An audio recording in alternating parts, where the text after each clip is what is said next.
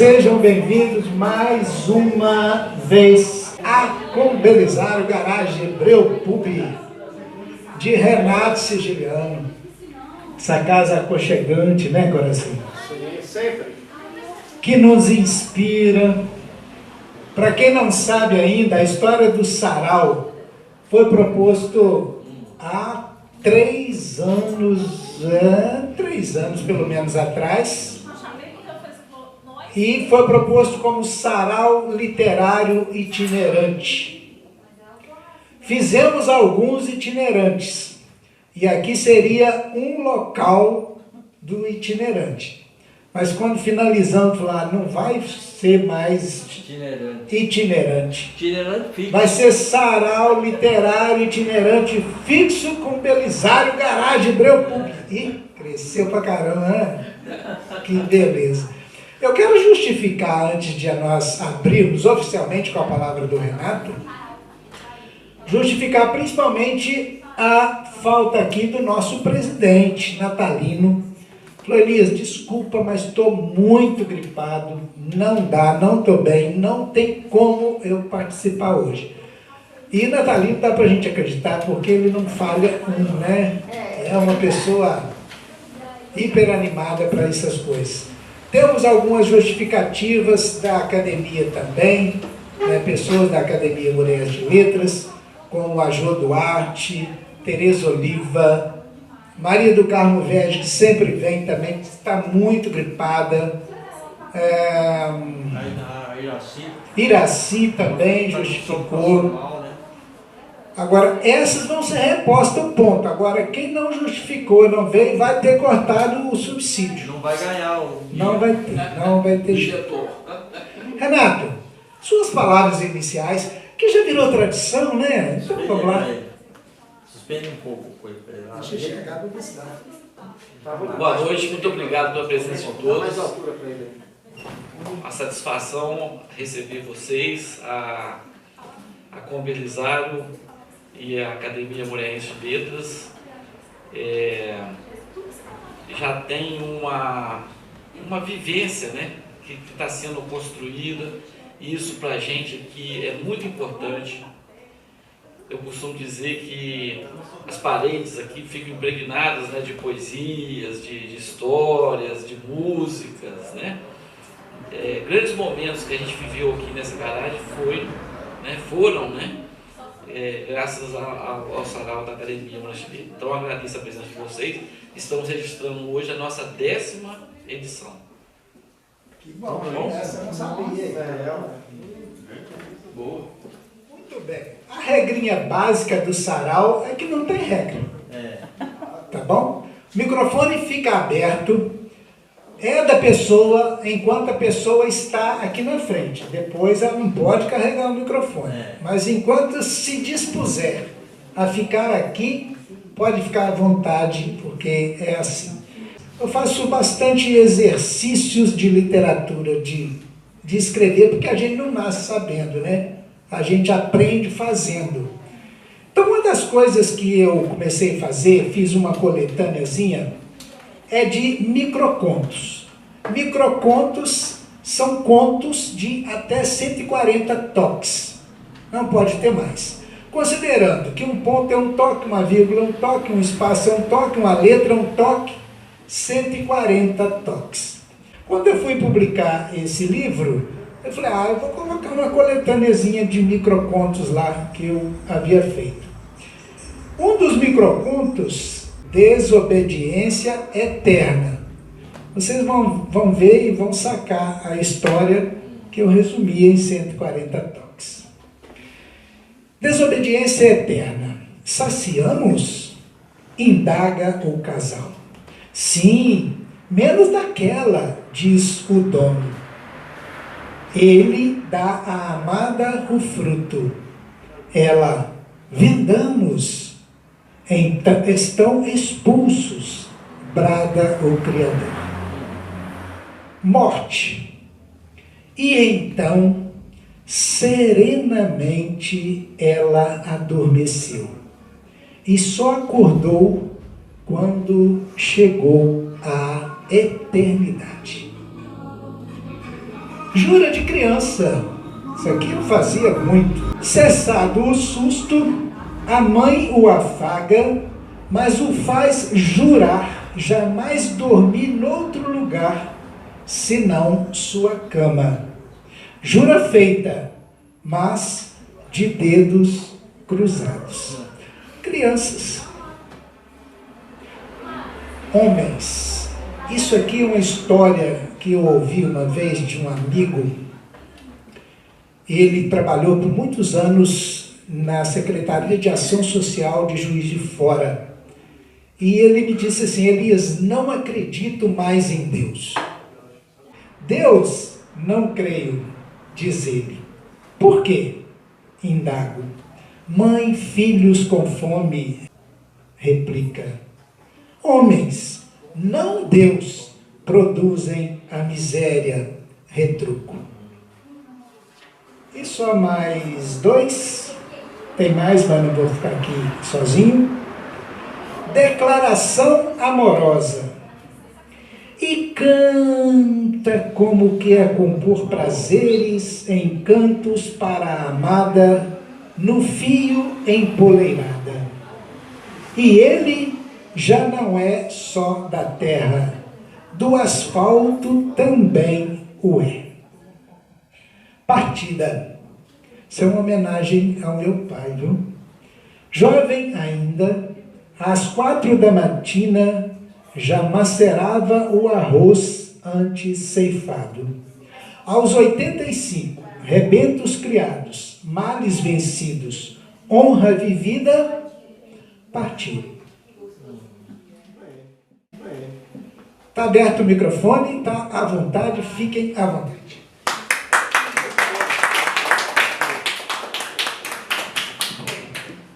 Renato, você sabe que os jovens que estão aí degustando a melhor cerveja da América Latina, que é a sua, dizer que voltar a esta casa de poesia, de poetas, de uma luminosidade que transcende a matéria, é um momento de honra, privilégio. E dizer para quem está nos ouvindo aí, aqui a casa, pela energia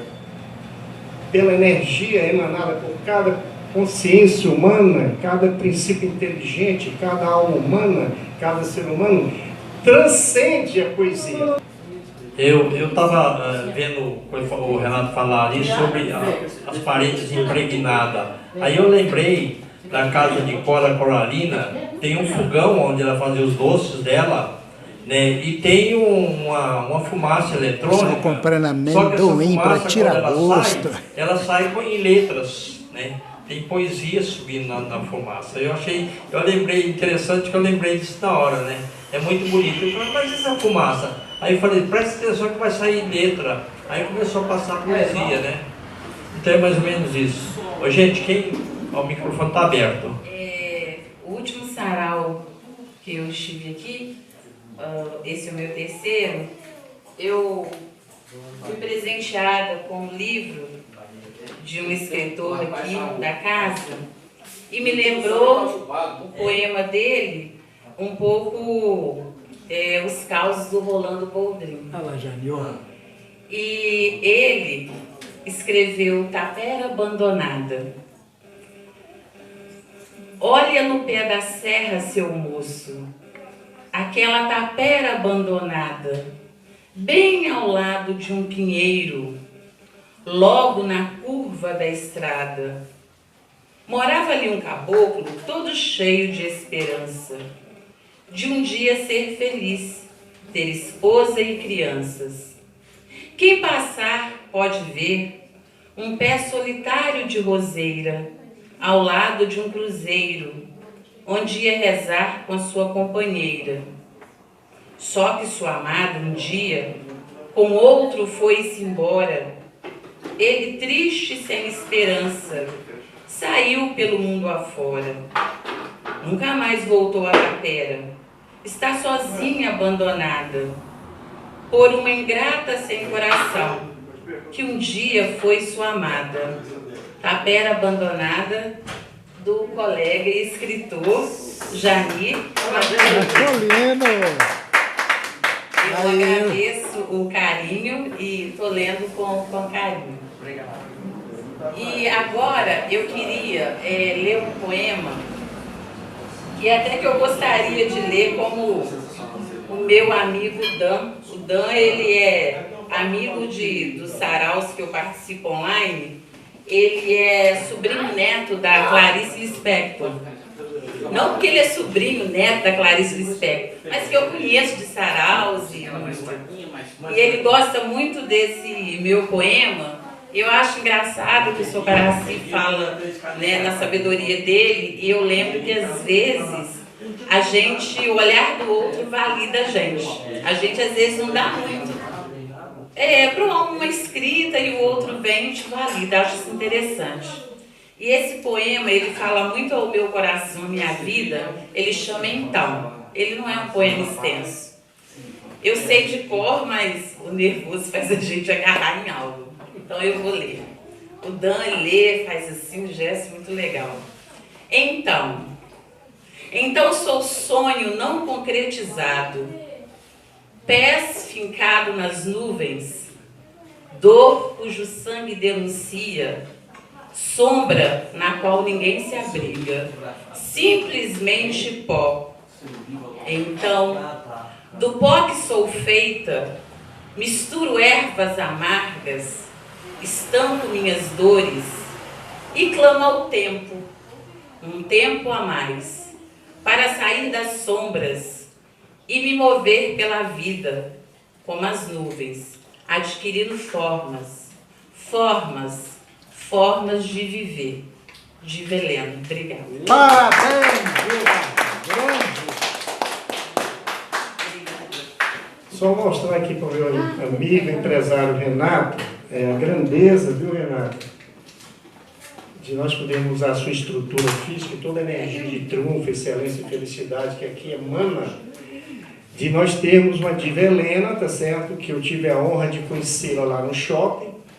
Quando eu passo para pegar o elevador para subir para a nossa empresa, eu passo na porta da empresa de diva Helena. E conversando com ela, vendo essa grandeza, vocês estão vendo aí algumas gotas de água que ela apresentou, tá certo? Na hora que ela apresentar um litro de água, vocês vão ficar surpresos. Algumas gotas. Algumas gotas. E é isso que nós precisamos, entende? Fazer. Porque em 1986, quando o cometa Halley passou, um dos melhores lugares para se ver o cometa era o Pico da Bandeira. Então eu fui para lá com 2 amigos e no caminho a gente encontrou uma turma de amigos, assim, a gente pegou carona num caminhão e há uns 4 meses atrás eu vi um vídeo do Phil Collins se despedindo do último show dele, do Gênesis, né? Ele falando que aquele era o último show e que ele agora ia procurar um novo emprego, um emprego mais fácil, assim, né? Então, eu resolvi escrever uma carta para ele. A gente escreveu a carta em português, né? Depois eu traduzi para o inglês e mandei. A gente não teve resposta ainda. Acredito que ele receba muitas, excelentíssimo senhor Phil Collins. Meu nome é Renato Sigiliano. Eu entro lá atrás e atrapalho. Tenho 58 anos, sou brasileiro e meu apelido orgulhosamente é Phil Collins. Há alguns dias assisti um vídeo em que você anuncia o último show do Gênesis. Fiquei pensando em como a vida da gente passa rápido, na riqueza da sua trajetória, nas várias alegrias que você, desculpa a intimidade, me proporcionou. E sobre o momento exato em que fui apelidado com o seu nome. Nessa história, nossa história começa em julho de 1986. Para ver o cometa Halley, segui com 2 amigos para o Pico da Bandeira, terceiro mais alto do Brasil, com 2.640 metros de altitude. Eu tinha 22 anos. Na etapa final do caminho, pegamos carona na carroceria de um caminhão, junto com outros jovens que também seguiam para o mesmo destino. Estava em pé, escutando Walkman e tomando um vento que subia da cabine do caminhão, do teto da cabine do caminhão. Um dos meus companheiros de carona, que eu não conhecia, estava sentado no chão da carroceria do caminhão. Eu não conhecia, estava sentado no chão, próximo à tampa de trás da carroceria do caminhão. Ele apontou para mim, falou alguma coisa. Os fones de ouvido impediram que eu escutasse, mas notei que a gargalhada foi geral. Inicialmente entendi que caçoavam de mim e fiquei na minha. Por conta do meu estrabismo, já estava bastante acostumado com isso. Tirei os fones e descobri o motivo daquela movimentação, que me envolvia diretamente. Acabara de ser batizado como Phil Collins. Confesso que não sabia quem era você, mas já gostava das músicas do Genesis, que também conhecia pouco. O rapaz que me deu o apelido, William Leite Jr., tornou-se um grande amigo. Seguimos até o lugar chamado Casa de Pedra. Lá armamos barracas, passeamos pelas redondezas durante a tarde, sempre com os novos amigos me chamando de Phil. Choveu muito à noite e, por conta do frio, fomos nos abrigar sob o telhado do casebre e da lona local, que estava lotado. Rádio FM era quase um luxo naquela época, e alguém sintonizou numa música sua, That's All. Foi uma comemoração e tanto. Parecia que você estava de corpo presente. Este foi o primeiro grande momento que vivi com seu nome. Senti-me importante, privilegiado. A aventura terminou 2 dias depois. Acabou que o rádio não deu as caras, da maneira como a gente esperava, e cada um seguiu o seu rumo. Trocamos nossos contatos e a partir dali, em vários graus, os encontros foram acontecendo e as amizades crescendo. Alguns anos depois, entrei num pub no Rio de Janeiro, próximo ao Largo do Machado, e o pianista Taiguara, 1945-1996, anunciou que o show daquela noite chegara ao final. Depois de cantar o que seria a última música, subi o pequeno palco e perto do ouvido dele me apresentei. Sou o Phil Collins de Mulher. Por favor, será que você podia tocar pelo menos mais uma música? Ele me presenteou e prontamente disse ao microfone, atendendo ao pedido do Phil Collins de Mulher, vou tocar mais uma música. Em 1995, fui no casamento do amigo Juninho, criador do meu apelido, em Belo Horizonte, capital do estado em que moro, Minas Gerais. Na fila de cumprimentos, ele me apresentou para sua mulher. Este é o meu amigo Phil Collins. Ela olhou para mim e disse, o Juninho fala muito de você e gosta muito de você. Menos de 2 anos depois, fui ao enterro do querido amigo, morto num acidente de carro, e reencontrei aquela jovem mulher. Nessa segunda ocasião, entre lágrimas, ela disse, Phil, o Juninho falava muito de você e gostava muito de você. Ainda no velório, abracei o pai do Juninho, o Sr. William, e ele me disse, o nosso Juninho foi embora, Phil. Respondi chorando, somente sou Phil, por causa dele sou William. Em fevereiro de 2018, você veio ao Brasil e se apresentou no Maracanã. Perdi a oportunidade de assistir o seu show ao vivo. Naquela época eu era o responsável direto pelos cuidados da minha mãe e não pude viajar. Mas um amigo também, seu fã, estava lá e me representou. Não me acho parecido com você, já fui mais. Talvez sejamos parecidos no jeito, embora eu não cante ou toque bateria. Aqui gostaria de abrir parênteses para mim. Para mim você é o máximo na bateria.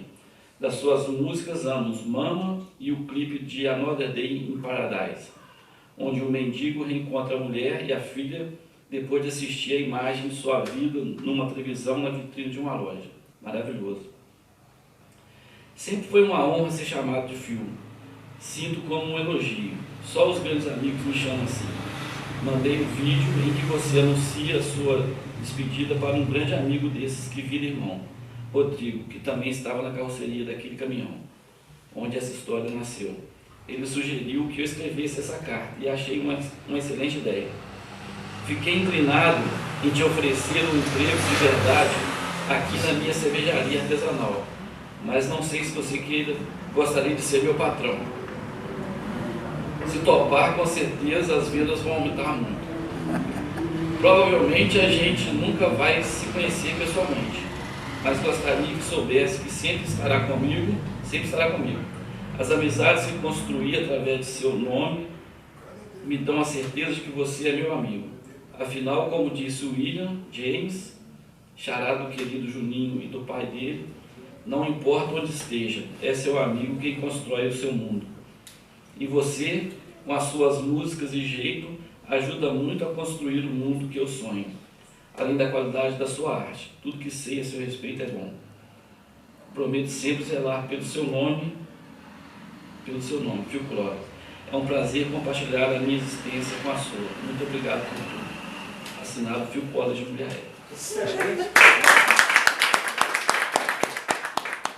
Eu quero fazer uma introdução aqui à história da nossa música, porque tem uma pessoa aqui que vai cantar depois. Quero me referir a este livro, Os Festivais da Canção de Muriaé e os movimentos musicais das décadas de 60 e 70. Esse livro é do meu amigo Fabiano Moreira de Souza Júnior. Fabiano morou muito tempo na nossa rua, ele falava Toste. Isso. Falava do Brasil, chamava Fabiano também. Fabiano publicou esse livro em 2000 e autografou para mim e para a esposa em 2008, foi quando ele lançou. 14 anos atrás. E olha que beleza de história. No final da década de 60, a febre dos festivais de música popular brasileira assolava todo o país, servindo de palco para a população extravasar seu inconformismo com a forma de governo que foi brutalmente imposta pelo regime militar. O clima que se encontrava nos grandes centros era vivido intensamente no Brasil, nas capitais e até no interior. Os jovens, inconformados com tudo que acontecia no mundo, necessitavam de mudanças para extravasar seus mais novos ideais de liberdade. O Festival da Canção Popular de Muriaé surge neste contexto. A sua primeira edição com o slogan Muriaé, através da música, revela a inspiração de seus jovens. Aconteceu no mês de outubro de 1969, com a final no dia 16.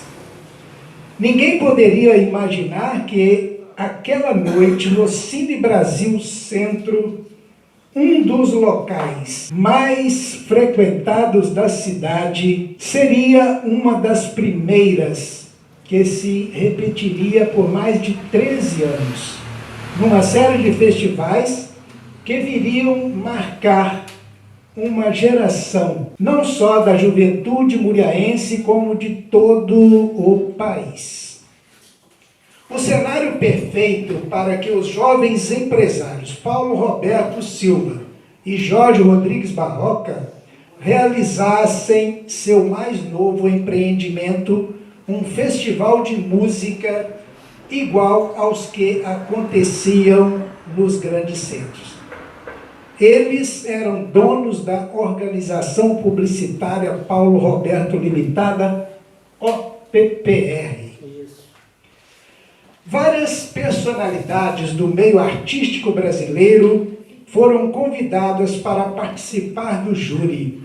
Com o tempo e a dimensão que o evento foi tomando, as pessoas começaram a se interessar e vieram conhecer os novos talentos que estavam surgindo no interior.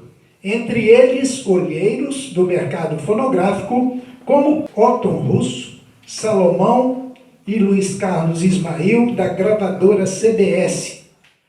Teve uns médicos que disseram para minha mãe, quando ela perguntou sobre o meu diagnóstico, qual deficiência eu teria. E ela falou e eles falaram que poderia ser todas as possíveis e imagináveis.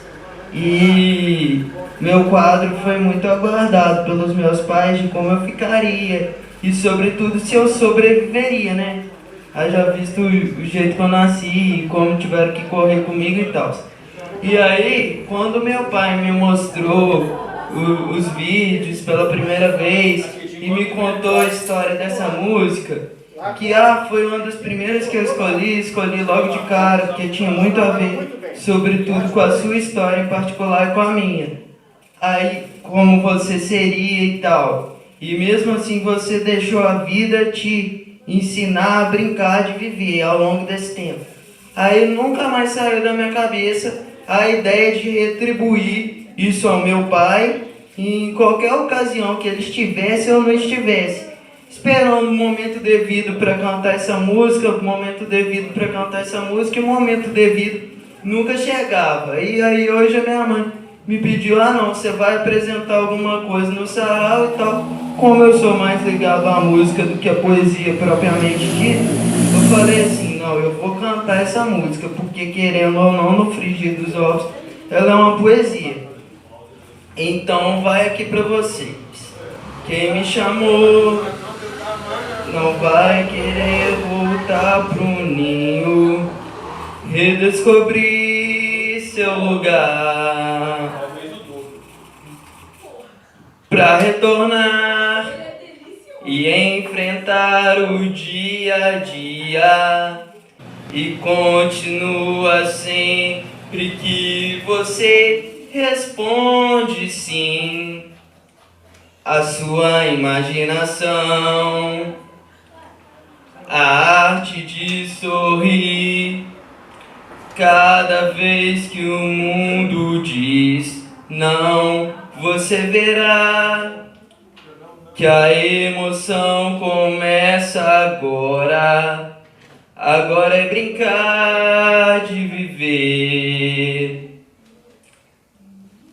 Não esquecer, ninguém é o centro do universo. Assim é maior o prazer. Você verá que é mesmo assim, que a história não tem fim. E continua sempre que você responde sim a sua imaginação, a arte de sorrir cada vez que o mundo diz não. E eu desejo amar todos que eu cruzar pelo meu caminho. Como sou feliz, eu quero ver feliz quem andar comigo. Vem, pam, pam, pam. Queria deixar essa homenagem para ele aqui, sobretudo porque, para mim, meu pai, embora não exerça diretamente a profissão, é um jornalista nato e sempre vai ser, porque foi isso que ele fez como formação de faculdade, e ele gosta demais de escrever e de fazer tudo que é ligado ao jornalismo, de comunicação em geral. Então eu também gosto, porque dizem que filho de peixe, peixinho né? Não sei se é exatamente por causa disso, mas enfim, eu também gosto demais. E com certeza, se tivesse faculdade, o curso de jornalismo ainda aqui em Muriaé, seria um curso muito cobiçado por mim de fazer. Como eu tenho dificuldades, né, na leitura e na escrita e tal, para mim ir para fora, ou até mesmo passar numa federal, vai ser mais difícil, mais complicado. E realizar esse meu sonho de fazer o curso. Mas eu gosto muito de jornalismo e com certeza seria um dos mais cotados para eu fazer. Eu acho que, não sendo assim, eu vou fazer psicologia futuramente, mas eu já tentei a faculdade de letras, mesmo com todas as minhas limitações, e tranquei, mas agora eu vou ver se eu faço uma faculdade futuramente ou não. Só que eu acho que, independente disso, o que tem que se respeitar é o conceito de inteligências múltiplas, porque eu não leio e não escrevo. E o que sobretudo o que um professor tem que analisar é as vários tipos de inteligência que o seu aluno tem e sobretudo as várias formas de demonstrar aquela inteligência. E não engessar que uma sala tem que ser boa de ponta a ponta, que tem que existir alunos inteligentes de ponta a ponta. O que é um aluno inteligente para um professor? É isso que a gente está precisando rever, né? Talvez o que está precisando ser mais revisto é o conceito de alunos inteligentes por parte dos professores e não dos alunos, necessariamente. Mas aí é o que a gente vê também, né? Que o governo também não valoriza os professores. Então, como é que a gente quer ainda cobrar alguma coisa dos professores? O Gabriel Pensador fala sobre a esmola dos professores, a escola sucateada, o pão de cada merenda, e que ele paga e que nós pagamos o chão da estrada, a compra de cada poste, a urna eletrônica e cada árvore morta na nossa selva amazônica, a conta do SUS e cada medicamento, a marca que leva os mortos na falta de atendimento. Pagamos hoje, pagamos ontem e amanhã vamos pagar. Né? Pago hoje, pago ontem, amanhã eu vou pagar. Me respeita, eu sou dono desse lugar. Chega.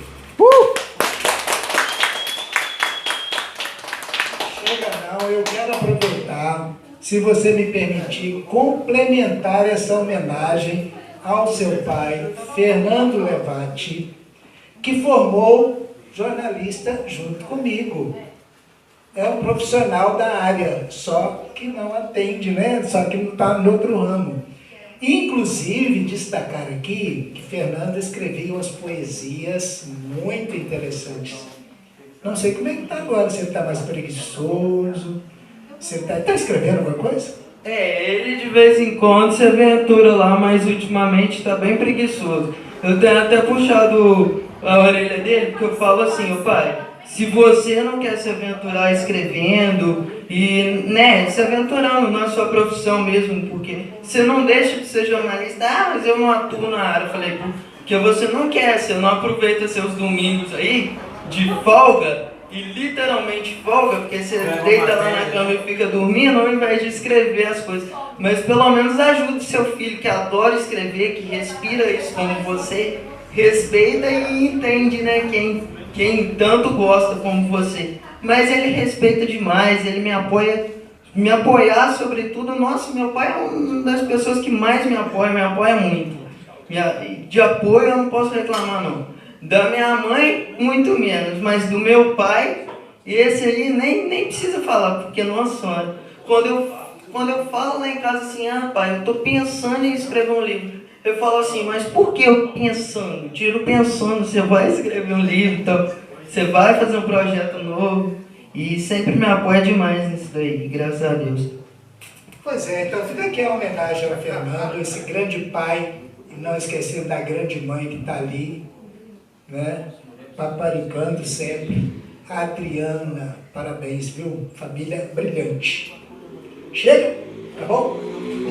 Só falar aqui mais um negocinho, que eu já tenho muitos sonhos. Eu falo com meu pai que se a gente tiver um dia um programa na rádio ou algum quadro em casa, que a gente tiver um estúdiozinho mais arrumado, um lugar para fazer, eu já tenho até nome para os nossos programas, para os nossos quadros.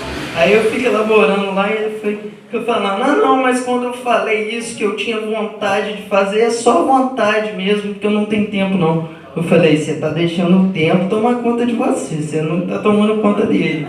Te repito isso. Aí fica assim, nós dois brincando, conversando lá. E a homenagem também, né? Parabéns também ao Vinícius por essa garra, né, Renato? Chega aqui para você aparecer no vídeo. Falar do Fernando, né? Que a gente estudou junto e depois eu tive a oportunidade de ser professor dele, né, na Faminas, de fotografia. o Fernando, ele ia lá para minha casa estudar, eu morava em frente a onde você mora hoje. Então, provavelmente, assim, essa proximidade, vamos falar, geográfica, né, favoreceu teve alguma influência de decisões, sabe, de início de namoro, provavelmente. Eu gosto muito assim, das histórias que as pessoas, do que aproximou as pessoas.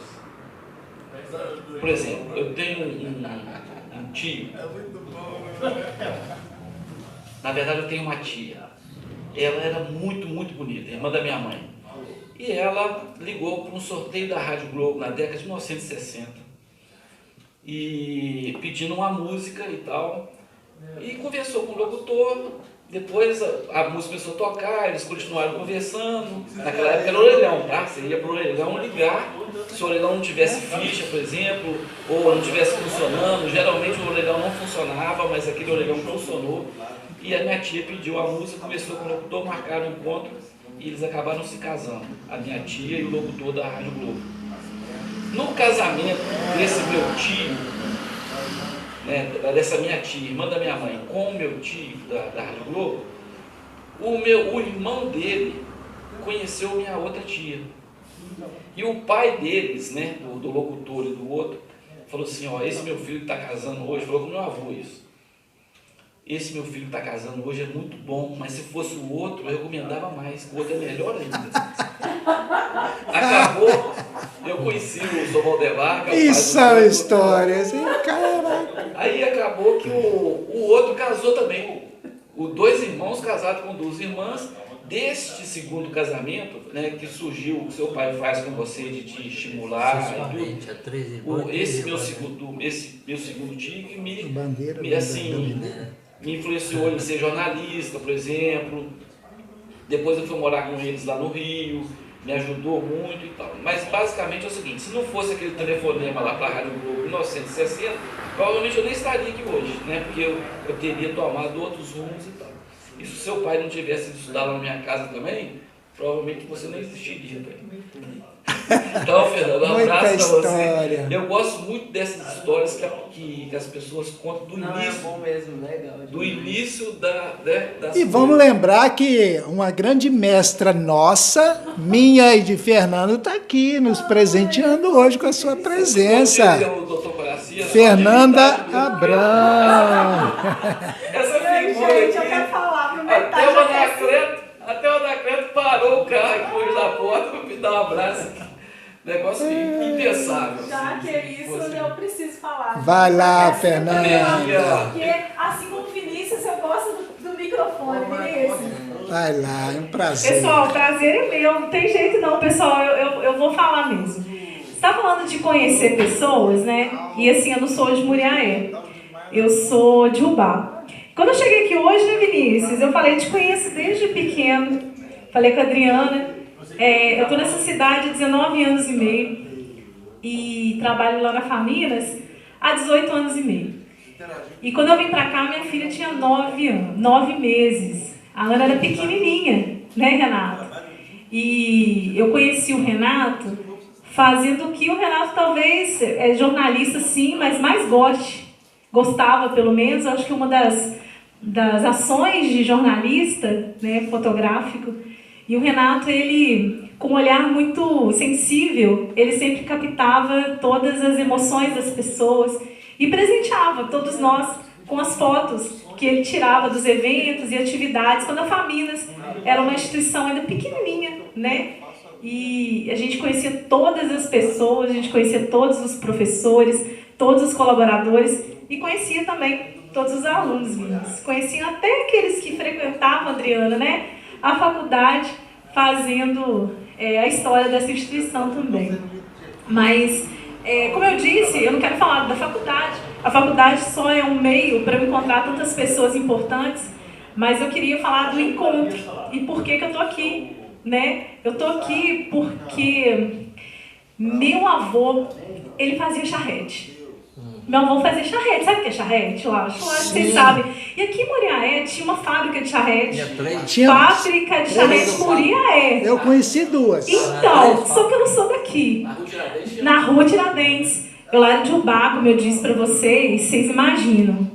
E aí eu já tenho mais de 4 décadas, né? Então, assim, quando eu era pequenininha, e meu avô sempre vinha aqui para comprar peças das charretes. E ele, sabe, naquela época, as pessoas não tinham dinheiro como elas têm, né? Como hoje é mais comum. Até hoje até que não, que a gente usa Pix para muita coisa, né? Dinheiro eletrônico. Mas naquela época as pessoas realmente não tinham isso. E elas tinham o que elas produziam, do suor do trabalho delas. Então, ele ia para todas essas roças fazer charretes. E o que ele recebia era o quê? Era uma forma de escambo. Ele recebia saco de feijão, de arroz, de café. Uma galinha. Galinha, queijo, banana e todas essa sorte de coisas que as pessoas tinham. E eu morava nos fundos da casa do meu avô. E o meu avô, um belo dia, chegou da tal de Muriaé, que eu nem sabia onde era, e trouxe uma coisa inesperada. Não era nem banana, não era nem galinha, não era nada, nem feijão, nem nada disso. Era uma coisa espetacular que mudou totalmente a minha vida, Vinícius. Era um quadro de escola. Tinha acabado de finalizar uma escola numa rural, e ele ganhou aquilo nesse escambo, uma das coisas, ele levou esse quadro, pendurou lá. Sabe o que é você se encontrar? Eu olhei para aquilo e eu ia para a escola já. Eu falei, cara, como assim? Eu não pensei assim, claro. Mas eu fiquei pensando, gente, um quadro da minha tia, na minha casa. Eu lembro direitinho, eu ia para a escola e eu ficava esperando no final da aula para poder pegar aqueles toquinhos de giz, sabe? Aqueles que ficam no cantinho, aqueles que a professora jogava fora. E eu pegava aquele quadro, igual o quadro, né, que a gente chamava de quadro negro, nem quero falar sobre isso melhor, mas eu pegava os gizinhos e ia para casa, e eu sou mais velha. E aí, né, eu começava a dar aula para os meus irmãos, para os meus amigos, e até para minha avó, porque ela era analfabeta mesmo. E a história da educação, ela entrou na minha vida dessa maneira. Então, assim, e dali para cá, eu entendi como a minha vida mudou de forma inesperada pela educação, por e para a educação. Então, a minha responsabilidade hoje estar aqui foi por causa do meu avô Simval, lá desse tempo que fazia charretes, que era o meio de locomoção das pessoas. E eu falava ontem com o Fabrício, meu marido, que uma das músicas que eu mais amo é chorinho e samba.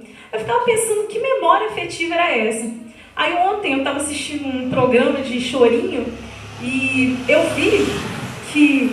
Falei, Fabrício, eu já entendi. Eu lembro quando era pequena, meu pai sempre gostou de samba. Então quando ele chegava do trabalho, ele era mecânico na época, ele filetava. Sabe o que é filetar, né? Filetar charrete. Sim, sim. Sabe aqueles desenhos lindos? Você já viu que é feito de crina de cavalo? As mais antigas eram feitas com pelo de crina de cavalo. Eram lindos, e meu pai tinha aquilo, e ele colocava uma luz pendente assim, amarela, em cima, e um pequenininho sentado assim no degrau da minha casa, e meu pai no quintal, assim, que eu morava nos fundos, era o quintal onde fazia os charretes, que era a profissão do meu avô, e a casa da minha avó. Então eu ficava vendo ali, meu pai sempre colocava Martim da Vila, ele colocava só realmente todas as músicas, eu lembro direitinho todas elas, Clara Nunes, e aquilo sempre repercutiu na minha cabeça. Meu pai, ele fazia, ele participava de escola de samba, ele tinha toda essa questão artística, e aí eu acho que a ficha caiu de pensar nessas conexões que a vida nos dá. Então eu tô aqui por causa do Sozé, tô aqui por causa do seu Simval, tô aqui por causa da sensibilidade artística do Renato, tô aqui porque alguém acreditou em mim, né, e me deixava levar os toquinhos de giz para casa. Tô aqui porque tantas pessoas acreditam em mim hoje. E aí, Vinícius, a educação, ela é inclusiva, ela tem que ser. E quando a gente não encontra espaços para essa inclusão, a gente tem que criar esses espaços. Vinícius, psicólogo, jornalista, qualquer dessas coisas é possível ser. E é um orgulho demais ouvir um jovem tão inteligente, tão articulado, falar aqui hoje. Palavras tão bonitas. Eu não consegui. Hoje é aniversário de uma das melhores amigas que eu tenho. Mas eu fiquei muito sensibilizada de ouvir você falar. Eu quis vir aqui para dizer que a gente está sempre de portas abertas. A educação está de portas abertas para pessoas geniais que entendem a importância de transformar suas próprias vidas. Porque a educação transformou a minha e a educação transformou a vida de muitas pessoas que a gente conhece. Então eu acredito demais nela, né? E eu fico orgulhosíssima de ver tantos ex-alunos que são geniais, brilhantes, que transformam a vida de muitas pessoas. Então obrigada pelo palco, pela oportunidade, que eu falo demais, mas essa é a minha história também de entender porque eu estou nessa cidade e nunca imaginei. Imagina meu avô sabendo de uma história dessas, né? Ele não está vivo mais, mas eu fico muito feliz de verdade de juntar as pontas da história e entender a coerência que o mundo tem. A gente que às vezes não sabe quais elas são, não é isso? É isso, gente. Sarau Vinícius, Literário é cultura na veia. De revê-lo aqui. E a gente não precisa de muita coisa. Fernando, você não precisa de um estúdio maravilhoso. Você tem o mais importante que chama conteúdo. Desejo de fazer a mudança. Então você não precisa de... Na verdade, a gente não precisa do meio. A gente precisa de quê? Das ideias. As pessoas acabam, mas as ideias não. Então, Vinícius, seu pai realmente está precisando de uns conselhos. Né? É isso, gente. Aqui, muito obrigada, Renato, pela oportunidade. Prazer recebê-la aqui. Prazer é meu, Vinícius. Muito obrigada. Eu fiquei muito feliz de ouvir. De verdade. Obrigado. Adriana, querida, tá falando de você ali. Oxi, você é uma pessoa maravilhosa, genial. Falei até demais, né? Tá ótimo. É verdade, cara. Falou demais nada, falou o suficiente. Eu falo a verdade, queria entender onde ficou meu quadro. Muito bom. Eu ganhei um livro aqui e eu estava olhando aqui, eu vou acabar lendo um pouco aqui. Eu estava vendo ela contar das histórias aí. Eu morava em São Paulo e eu frequentava muito a roda de viola. E conheci um amigo, ele queria fazer um programa, né? E eu também tinha vontade de fazer esse programa, né? Contando história. Aí arrumamos tudo, arrumamos espaço na rádio e tudo, né? E íamos fazer. Porque lá tinha uma rádio clandestina, uma rádio pirata. E o cara que era dono dessa rádio, ele tinha uma fábrica de estofado, né? E uma loja de móveis. Não só móveis, mas eletrodoméstico também. O cara tinha dinheiro bastante, né? Então ele tinha bastante dinheiro, então ele tinha essa rádio. Então ele dava espaço para todo mundo, né? Então a gente tinha programado, tinha que arrumar patrocínio, né? Porque para funcionar a rádio. Aí, programando tudo, como ia fazer, né? Comecei a juntar histórias para contar e ficou faltando acho que uns 2 meses para que a gente ia iniciar o programa. Aí o cara teve um acidente e acabou vindo falecer. Aí foi da época também que eu vim para Muriaé, logo depois eu vim para Muriaé, acho que um ano depois. Aí aqui eu encontrei o Wilson Henrique. Aí conversando com ele, ele falou assim, não, vem fazer comigo, né? Eu fico aqui, programa praticamente tinha pouca audiência. Então ele começou, aí fomos começando a fazer. Eu fiz esse programa contando história durante 2 anos e meio, né? Foi na época também que eu conheci o pessoal da Associação dos Violeiros.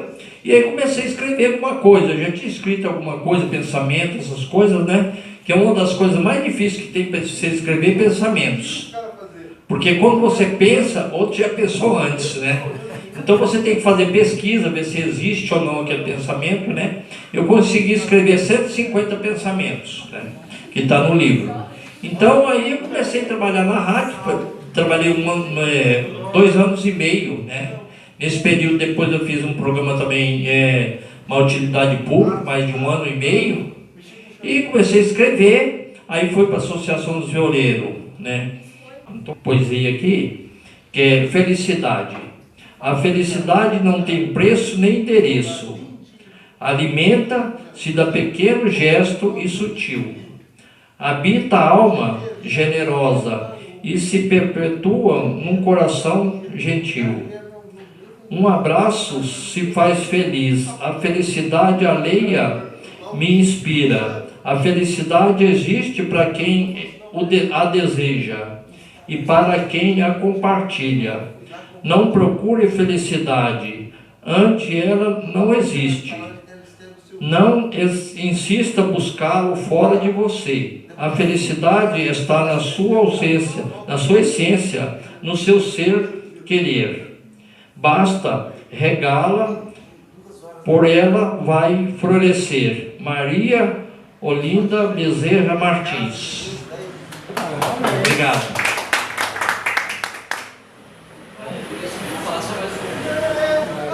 Desceu o microfone. Sobre esse negócio de o pensamento, né? O que a gente pensa, já foi pesado e tal. Eu escrevi um haikai, né?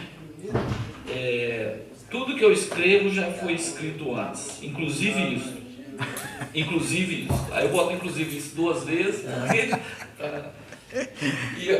Em relação às histórias, né, que aproximam as pessoas, a minha mãe estava começando com Alzheimer e ela recebeu a visita da mulher, da amiga dela, que apresentou ela para o meu pai.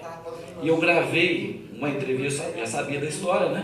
Então eu gravei ela contando a história do lado da minha mãe e está no YouTube, tá bom? Se vocês quiserem olhar depois. Só...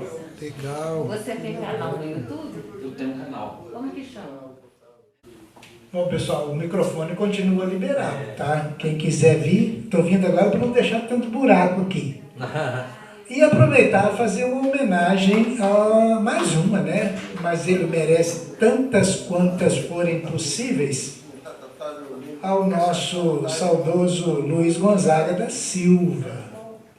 Luiz Gonzaga escreve poemas de todas as formas, para todas as idades. E ele escreveu o livro A Pulga Puladeira, e eu vou ler a poesia A Pulga Puladeira. Poemias de palavras saltadeiras. A pulga puladeira. Esta é a história da pulga que morava refestelada no pelo macio e molhado de um cãozinho vira-lata. Ela era muito assanhada, vivia dando pulinhos e mordendo sem parar o cachorrinho, a danada. O sonho daquela pulga, imaginem só se pode, era entrar para um circo e fazer malabarismo, dar belos saltos mortais, com saia de bailarina, sapatilha cor-de-rosa, diadema na cabeça, dançando o Lago dos Cisnes do Teatro Municipal. Pois foi quando apareceu um circo na cidade e a pulga tanto picou o seu cachorrinho dela que de repente ele estava pertinho da guarda-cancela do picadeiro do circo. A pulga então, espertinha, dançando uma tarantela, pulou do pelo do cão e como uma bambinela logo se acotovelou, acocoritou na roupa do sentinela. Ficou tão emocionada, sentiu-se tão deslumbrada, achou-se tão encantada, julgou-se tão fascinada, realizando o seu sonho, há tanto tempo sonhado, que deu pulos de alegria e a cada pulo que dava uma mordidinha. O guarda impacientou-se, catou a pulga alegrinha, colocou-a entre as unhas e apertou a coitadinha. Acabou-se a festa, foi-se embora o sonho e terminou essa história toda senheira e nem beira, a historinha tristinha dessa pulga puladeira. Luiz Gonzaga.